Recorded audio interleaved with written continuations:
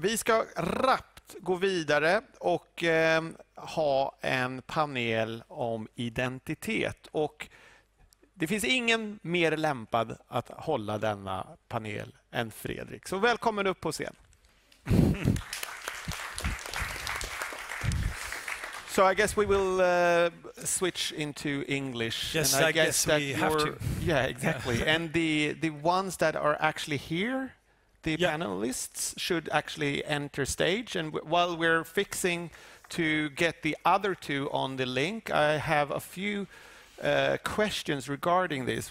So when you're about to sit down together with these four people, clever as hell, what do you expect to get out of them?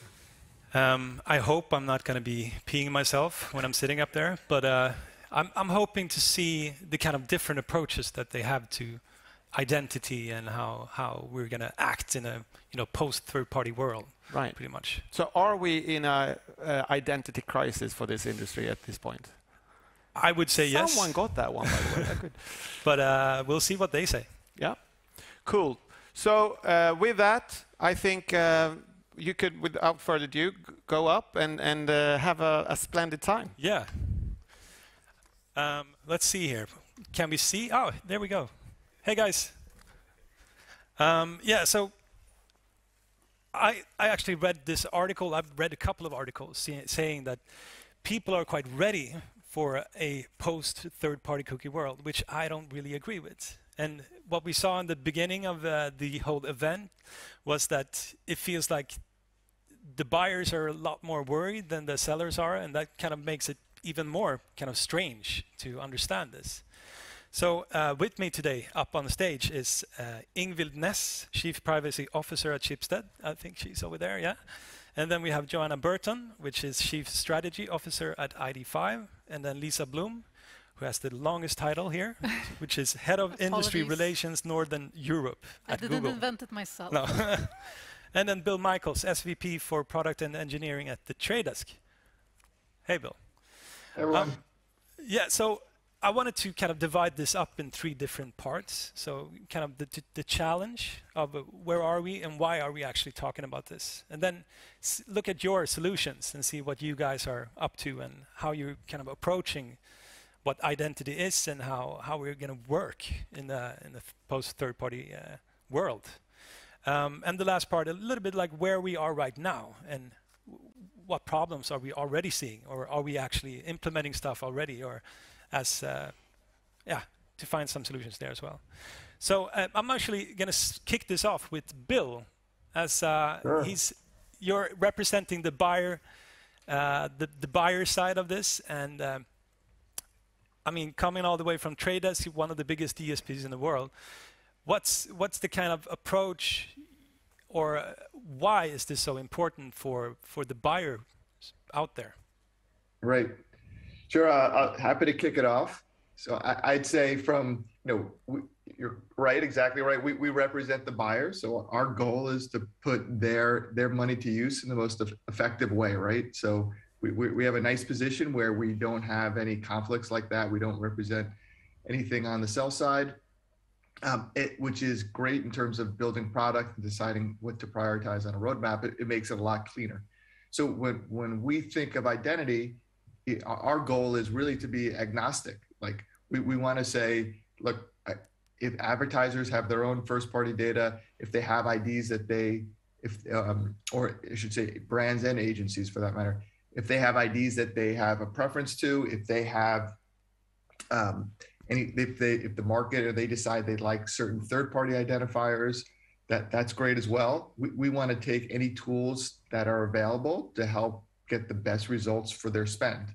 Now what we've also done besides that, so we have some partnerships that we work with third-party IDs. We obviously leverage cookies and maids. In addition to that, we help fund and start an industry initiative around UID2. So that is not a Trade Desk product. It's something that we've sort of funded and put out there for the industry to leverage as a whole. So we use that as well. But we'll get to the solution a little bit later. Yeah. So think of that as, I guess the point I want to make is we're pretty agnostic. We will use what is available to get the best results for our client, what's in the bid stream, what they have tied to their first-party data, what third-party data sets are able to be bridged to. Okay. And turning to Ingvild then, the publisher side, what would you say is like the most important thing that we need to discuss regarding this theme? Yeah, I mean, as we heard from the session before this panel, I think that there are several trends at the moment that sort of we have to handle. And I think that we have some basic needs in terms of making sure that we deliver high quality ads, that we can do targeting, that we can do measurements, frequency capping, etc. in an effective way.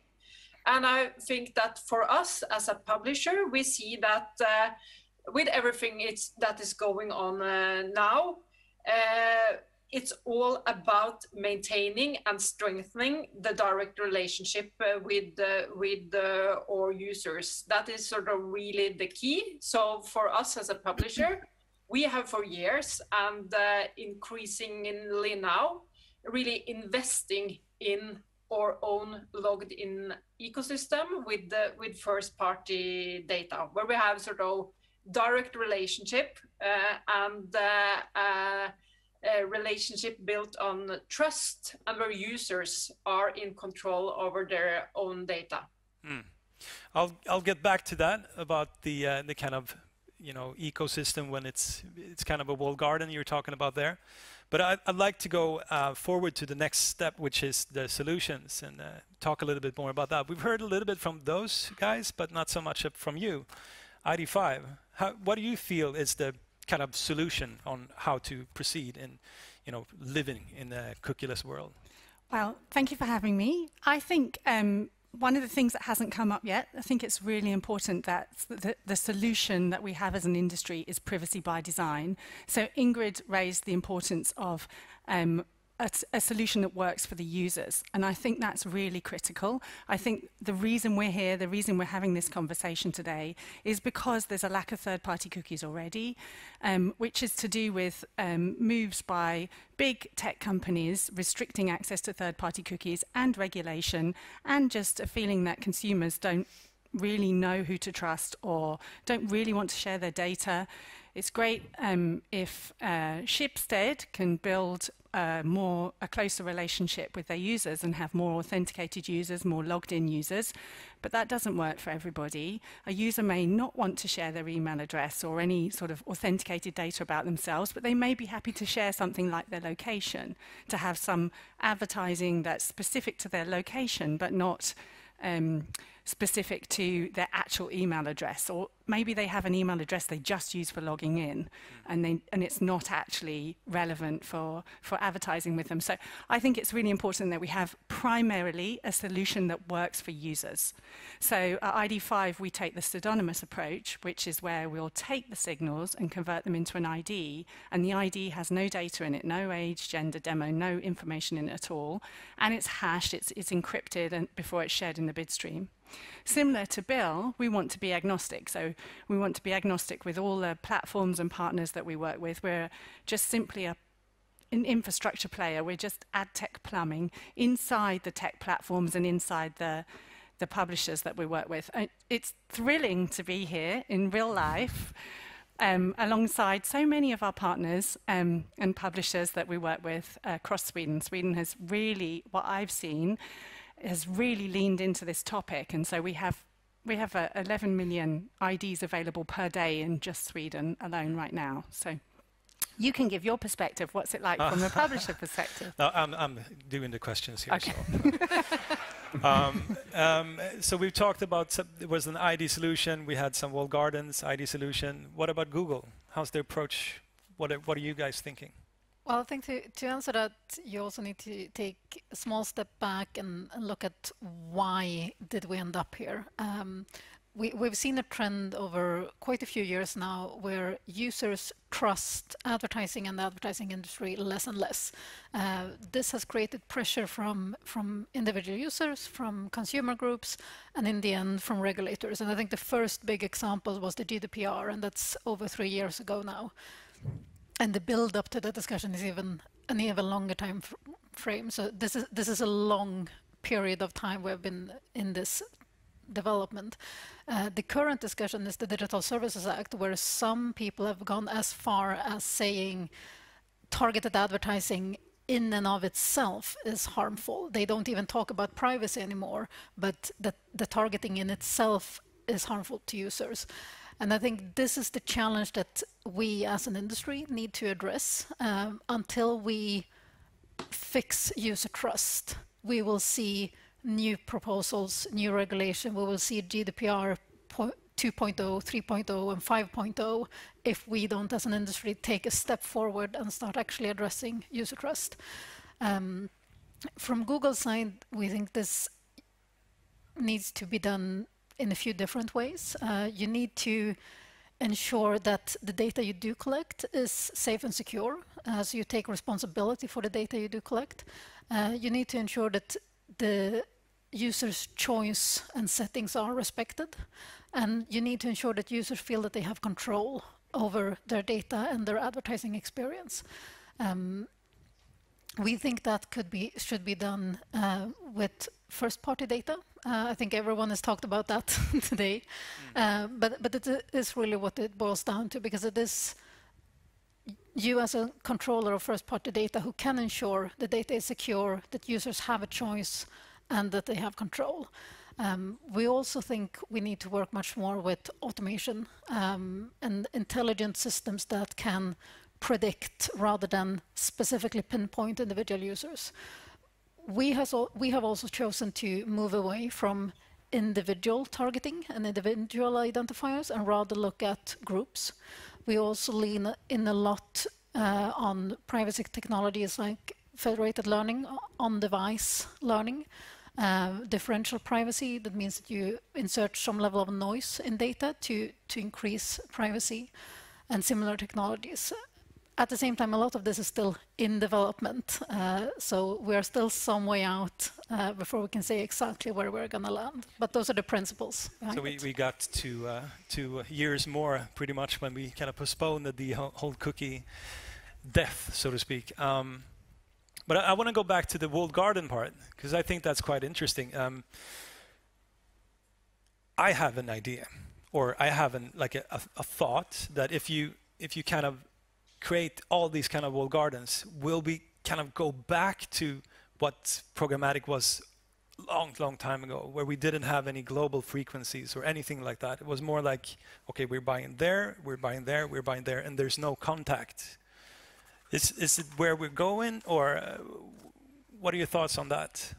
I would hate to see it go back to the world of walled gardens. I much prefer the open web, a freer open internet that's ad-funded, subscription-funded if that's what works for the user, but an ad-funded internet I think is better for us being able to share a diverse range of views rather than just pandering to the needs of your subscribed users.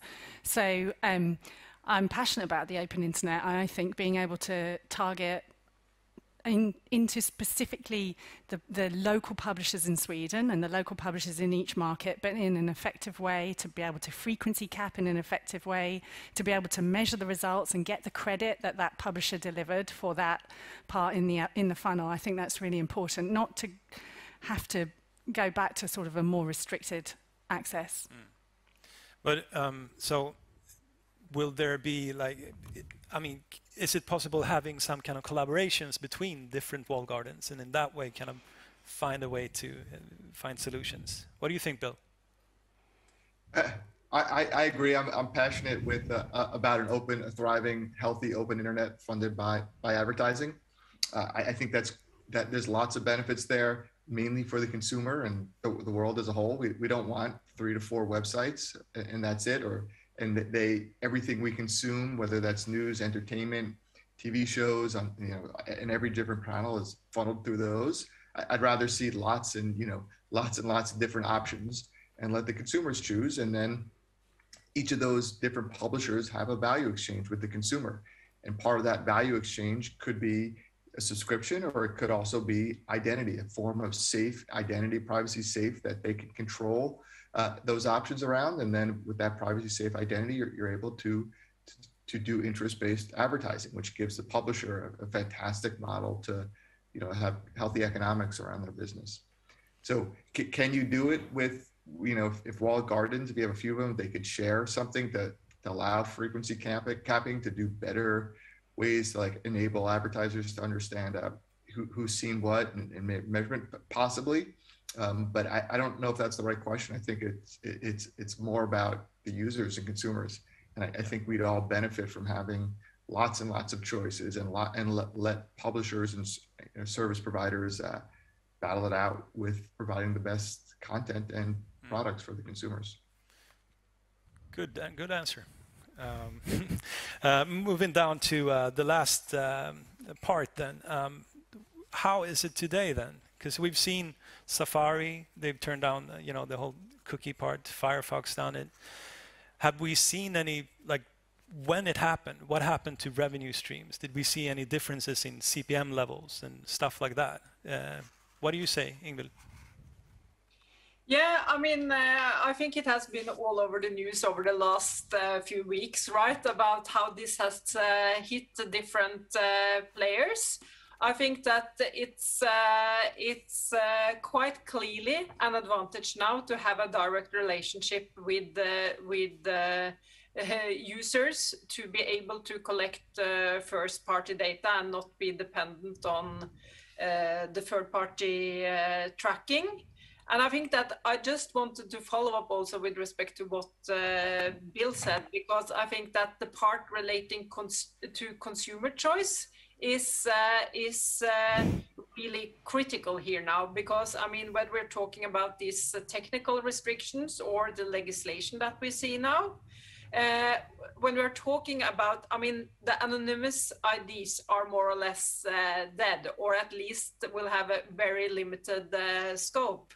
And then as long as we are talking about IDs linked to individuals, we are totally dependent on users making their own choices. It will be the users, not the industry, that can define how these IDs will be used. So I think that to really come up with a good value proposition, and I mean, we see that as publisher, we have a high degree of trust. That is extremely important for us to continue to make sure that we have, because that will be decisive going forward when we are talking about our users' data and how that shall be used. Okay. Time's flying, so I'll just add to that. I just think, you make a really good point. This is now. So in Sweden already, there's a lot of users who are on Safari, Firefox, they're using browsers where the cookies are not, third-party cookies are not available already. So it's a good use base already. It will get worse. We will have less access when Chrome removes third-party cookies at some point in the future. But already, there is traffic available now to be activated in the first-party environment. Is there going to be some kind of reach problems? Because I mean, if you compare it to third-party cookies, they were everywhere or are everywhere. When you kind of ignite these kind of ID solutions instead, is it going to be harder kind of reaching the target groups that you're looking for? It's the opposite of that. So it's been brilliant to be here. I've had some great conversations with agencies over the past couple of days. The agencies, of course, are the clients of the DSPs that are integrated with ID5. The real test, they ask about tests, the real test is that there's no interruption to the campaign, that the activity delivers with the reach, with the capping, and they don't even know that they're already working with ID5. So there isn't an issue. That's the problem we want to solve, or one of the problems we want to solve. That's really good.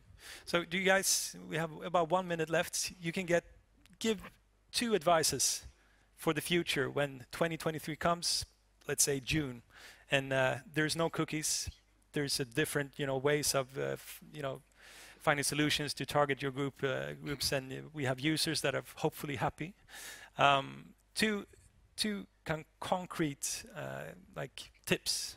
Let's start with you. Yeah. So 2 tips would be, first of all, think about sustainability. Think about a long-term approach. Think about, if you share less data, we have to sort of re-educate the industry that they're going to have some data but less, but it's more of a long-term approach. Second tip, I'm trying to talk fast. Second tip is to absolutely take advice from the industry bodies like the IAB here in Sweden. We're very aligned with the IAB and the IAB Tech Lab and the other industry bodies that will act on your group behalf. Good. Lisa? I would say first and foremost, make sure you have a user-first perspective on all your advertising and data operations. You have to start with the user for this to be sustainable over time. And the second would be to be really mindful about your first-party data strategy. Make sure you know what data you're collecting, why, what kind of consent you're getting for that data, and how you're going to use it, and be very mindful and strategic about that. Great. Bill? Sure. Yes, those are some great ones. So the good ones are taken, but I'll see what I can add to that. Privacy by design and giving users control is key. So whatever you pick or whatever you use, and deciding on and mapping out a first-party data strategy is incredibly important. But include how you think of privacy by design in that. The other is these IDs and stuff. There can be interoperability between them, meaning that they don't all. It's not a zero-sum game. They can speak to each other. There can be an exchange of value between them. So, try not let the market play it out. And as long as these IDs can talk to each other as well, I think that and with the right privacy and consumer controls there, that also is a good outcome for the consumer and as well as for the publishers and advertisers. Good. Ingvild, you got to be super quick. I see that we're over 1 minute over time. So two quick one. Yeah, +1 on the fact that identity without user relationship is not sustainable. It's all about information and control for the user. All right. Thank you, guys. It's been a pleasure. Good.